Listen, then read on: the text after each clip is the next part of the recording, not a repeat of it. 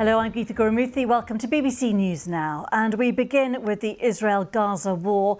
And there is growing condemnation of an airstrike near Rafah, which Palestinian officials say killed at least 45 people, including women and children at a refugee camp.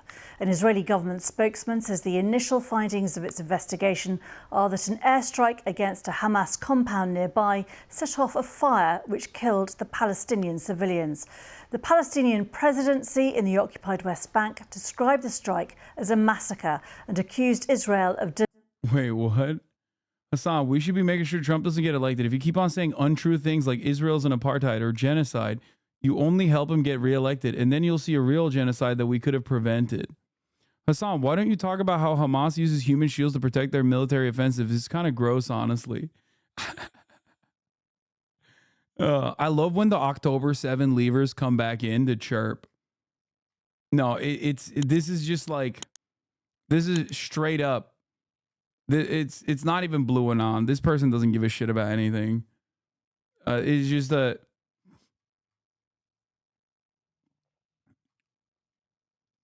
untrue things like Israel's an apartheid. Brother, there are certain things that I'm not going to compromise on. Okay. Do I believe that Donald Trump would be worse than Joe Biden? Absolutely.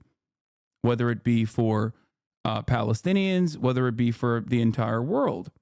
However, in an effort to defend Joe Biden, who is currently literally participating in the ethnic cleansing campaign, if you think that I'm going to turn around and fucking lie and act like Joe Biden isn't doing that, or lie even further and act like Israel is not an apartheid, you are out of your fucking mind.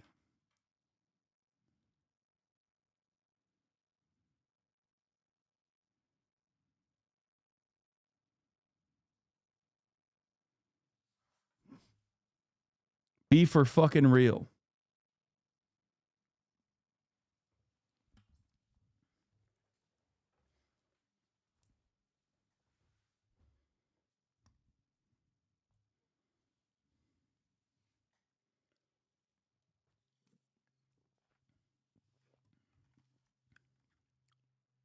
Deliberately targeting displaced people. Egypt has also condemned the attack and called on Israel to implement the order by the International Court of Justice to halt its military offensive in Rafah. French President Emmanuel Macron says he's outraged by the Israeli strikes on Rafah, and Qatar also says it could hinder reaching a ceasefire deal. Well, it came just hours after Hamas said it had launched a rocket attack on Tel Aviv on Sunday. Several were intercepted by air defense systems, according to the Israeli military. Dan Johnson has this report. This was Israel. If you truly care about Joe Biden not losing to Donald Trump, instead of doing this dumb shit and portraying yourself as a genocide denier, you should probably be smiling and dialing. One, you should probably be trying to pressure the Biden administration to change course on Israel. That's number one. And when you're done with that, you should be calling people to explain to them why voting for Joe Biden would be better. You know what I mean? That's probably a little bit more productive for you, because coming in here, one of the most consistently pro-Palestinian fucking communities and thinking that you're going to make this kind of impact is silly. You just want people to yell at you. You want to possibly clip the reaction. And then you want to go back to your subreddit and be like, see, I did it. I fought the good fight. Pick better battles.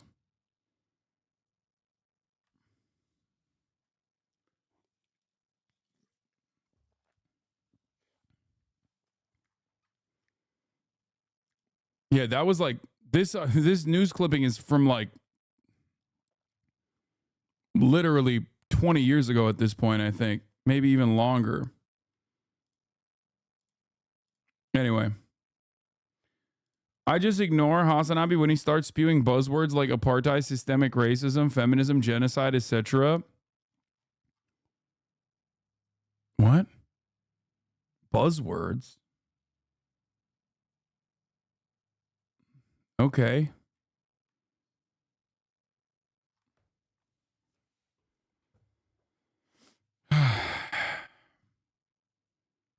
Isn't that a Brianna Wu tweet? No, it's a Bernelli take. I love how personally, intellectually incurious so many fucking people are, that they unironically posture like they're somehow better than these like Republican charlatans, right? Because that's like straight up the take that you would hear from a dude who's like a MAGA supporter. You know what I mean? Like, oh yeah, these fucking buzzwords like systemic racism, it doesn't exist. Shut the fuck up. Meanwhile, this supposedly elite community comprised of like all of the greatest minds you've ever seen that spend an unimaginable amount of time on Reddit have basically dulled themselves and negatively polarized themselves into this position where they're literally operating on anti-intellectual boundaries. Like they just straight up, there's no difference than buzzword like feminism is a straight up anti-intellectual sentiment. That's it. How the fuck do you carry yourself as like beacons of as titans of intellectual honesty that you can only arrive at through debate, while simultaneously saying stuff like, well, that's just a buzzword, man. Genocide is just a buzzword. No, that chatter is just making a joke, or basically repeating what some of my naysayers say.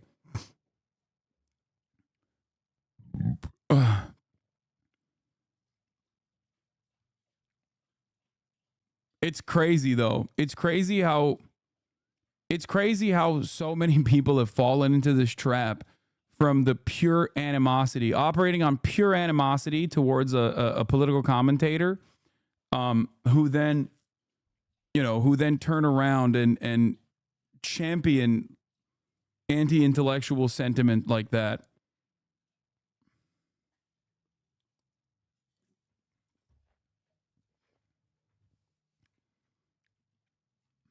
Israel's airstrike late last night in southern Gaza. It says targeting senior Hamas figures with precision weapons. But look what it did to the nearby camp where thousands of Palestinians were sheltering. Israel says it was striking legitimate targets in line with international law. But many of these people had already been uprooted many times through this conflict. Suddenly we heard the sound of a missile, Fadi says. We ran and found the street covered in smoke. We couldn't see anything. Then we found a girl and a young man who'd been blown to pieces. U.S.-made small diameter bomb, SDB GBU 39 fragments visible in the Rafah strike. This is from the rear control section.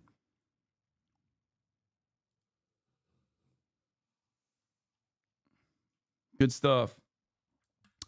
That's your tax dollars at play, baby.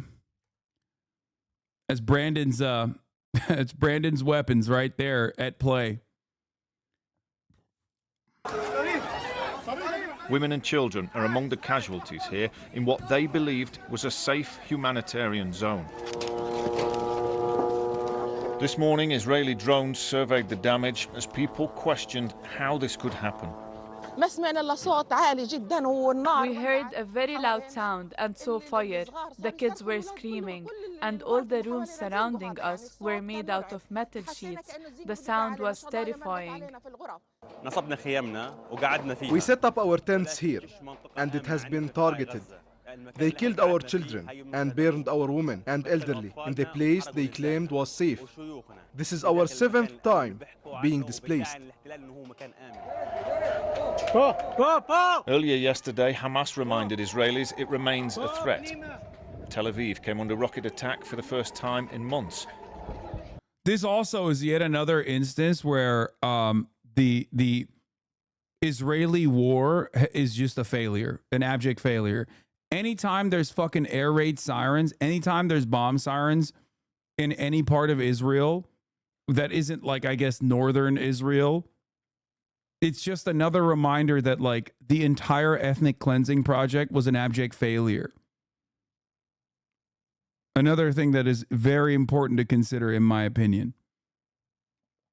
Because it's like, I thought you were eliminating Hamas. What the fuck happened? Like, it's been 8 months.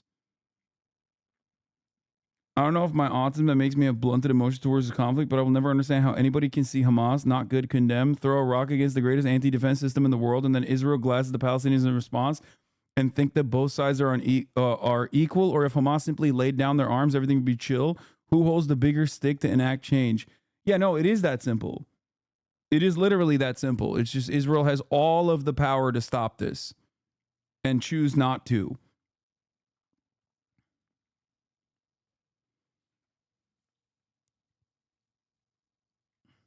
There are questions over Israel's military strategy and an international court ruling against it. Israel continues the military action that has been asked to stop. Also, Hamas is launching rockets against Israel, so both sides doesn't respect the ruling of the court. This is so funny. Yeah, dude, I know. It's so crazy.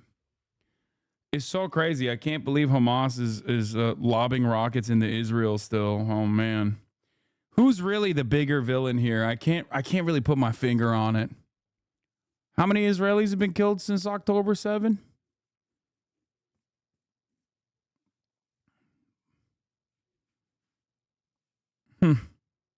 Just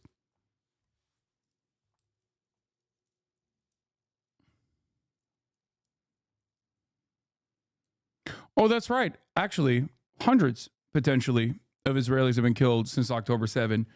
They were hostages in Gaza and Israel killed them. So there is that aspect. That is true. I forgot, because they're functionally Palestinian at that point because they're inside of the kill zone. They happen to be inside of the kill zone, and therefore they are now functionally Palestinian, and also that means they are Hamas. Israel says a review will examine this loss of life. But it's Palestinians who count their dead and wonder where in Gaza they can find safety. Dan Johnson reporting. Well, Avi Hyman is a spokesman for the Israeli government. He explained the objective of the Israeli strike on Rafah. What happened last night, sadly, there is no moral equivalence between the two things. What happened last night is we went after two high-value Hamas targets, and it appears from initial reports that somehow... Damn, dude, what happened to that fucking initial report? Oh, shit.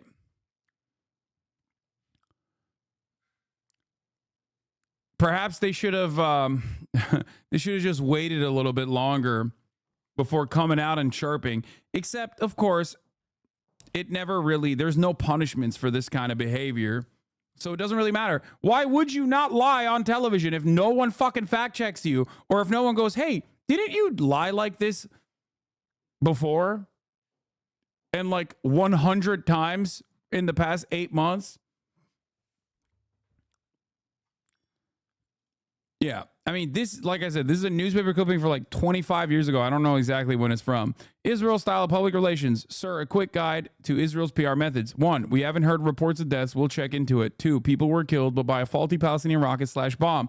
3, okay, we killed them, but they were terrorists. 4, okay, they were civilians, but they were being used as human shields. 5, okay, there were no fighters in the area, so it was our mistake, but we kill civilians by accident. They do it on purpose.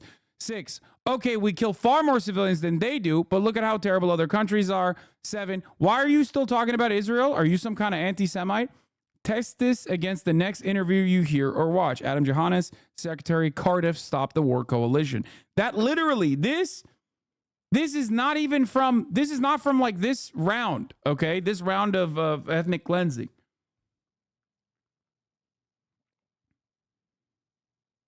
I forget exactly where, when this was posted, but it was like fucking 20 years ago, I think. It's literally from 2001, I think. I've been saying this since day one. They killed a third of Hamas fighters while they recruit a bunch more, destroyed only a third of the tunnels, bombed a bunch of hostages, and strengthened Hamas politically to unprecedented extents. The only achievement is a temporary weakening of Hamas's direct civil/military control. It's not just genocidal, it's completely nonsensical. Well, genocide is completely nonsensical. Think about it this way. The final solution. Think about the final solution for a second. What the fuck are you doing wasting resources while you open up new fronts of the war and get your shit pushed in? Genocide is always nonsensical. Like, that's the whole point. This is why we say fascism is a death cult. This is why we say fascism is like inherently a suicidal ideology.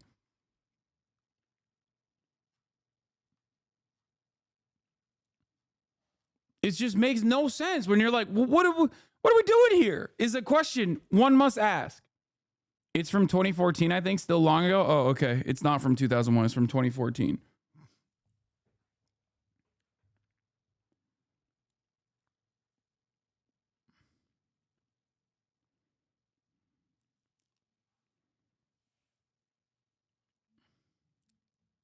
Still 10 years ago. And still not after October 7.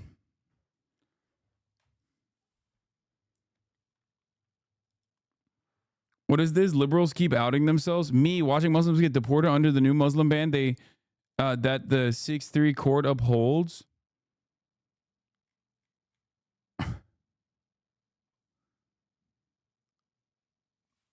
That's sick, man. How are you any different than a Trump supporter?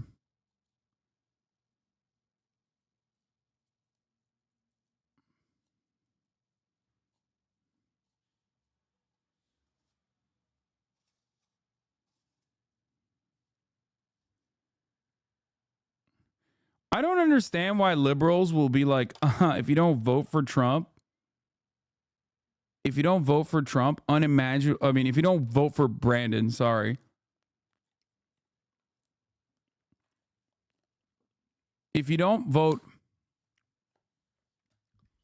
for Joe Biden, an untold amount of cruelty will happen to you that Trump will do, and I will enjoy it. Then vote for Trump, dumbass. The fuck do you mean?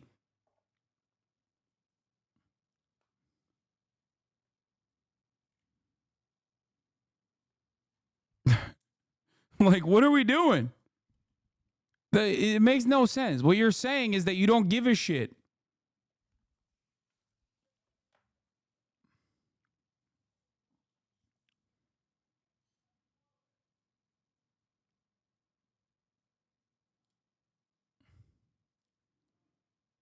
For those wondering how Trump will be handling the war in Gaza, protests on college campuses, and efforts to create a Palestinian state, if you get me reelected, we're going to set that movement back 25 to 30 years. One thing I do, any student that protests, I throw them out of the country. You know, there are a lot of foreign students. As soon as they hear that, they're going to behave. Okay. So, again, Brandon level of dealing with the protests, maybe a little bit further. Is that what it is? Okay. That's cool, man. I like that Morning Joe, Joe Brandon, and Donald Trump are almost entirely aligned on this. That's great.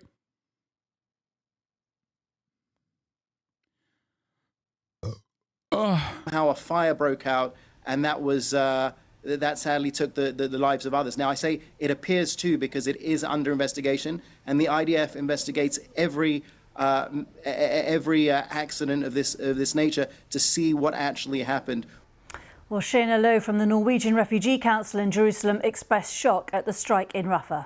We are just as shocked as everyone seeing the images coming out of Gaza late last night and early this morning. This is a clear sign of why the implementation of the ICJ's order last week on halting military operations in Gaza in Rafah is so necessary.